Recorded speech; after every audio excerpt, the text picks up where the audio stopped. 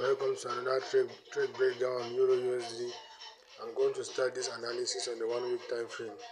On the 1 week time frame, I would like to focus on three main factors, that is market profile, drawn liquidity, and key levels. Okay, if you look left, you can clearly see that price is actually sweeping liquidity below the range on the left hand side. So when those are rejected based on market profile, right, we expect highs to be broken. That's just the logic. So price reject this previous low on the left hand side with a down close candle, and as soon as price closed above that bearish candle, that candle is now going to be our key level. So our job was to wait for price to come back to that candle, which is also called our model number 1 candle. So as soon as price came back to the candle, that is now our model number 1, our key level 2 as well. So based on that, I will now figure out where my drawn liquidity are. So the first thing I will have to look at is my short-term drawn liquidity, right? Looking at this bearish and looking at this week, you can clearly see that price was actually sweeping liquidity. The candles were actually taking out liquidity based on the if-then principle. When we see highs rejected, we expect price to go to the lows. So as soon as this happened, I was expecting my short-term drawn liquidity to continue going lower and my long-term drawn liquidity to be the opposing end of the range.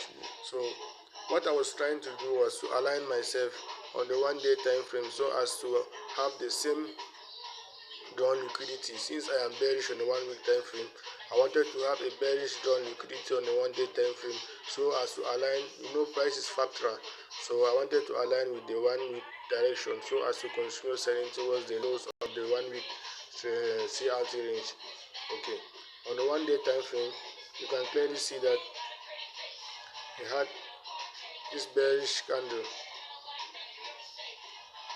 We first had this bearish candle here that gave a setup on Tuesday. We also have our SMT with GPUSD. So with the SMT, we could probably take a sell on Tuesday. That was the first setup in which we could trade. And then you can clearly see that based on the weekly range, we have already reached 50%. Right? We have already reached 50% of the weekly range. So based on that alone, our job is just to look for sales, right, until the market gives us a reason to start buying. So right now, our job is just going to be to continue selling because even the news is selling. So we just have to continue selling as ASAP because the market is just bearish. So that's just our job. So if you are trading EURUSD, just focus on sales for now. The market is not yet good for buyers to enter, so just keep selling. Even though the market is now on an order block, we are not yet confirmed that we should continue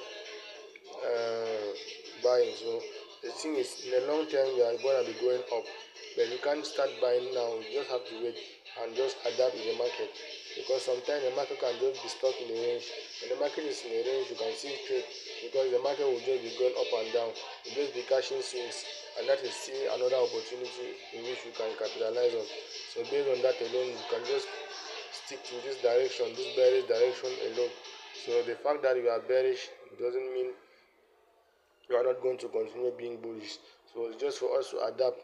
The market is always going to be there. You just have to fall. You don't have to force any trade, right?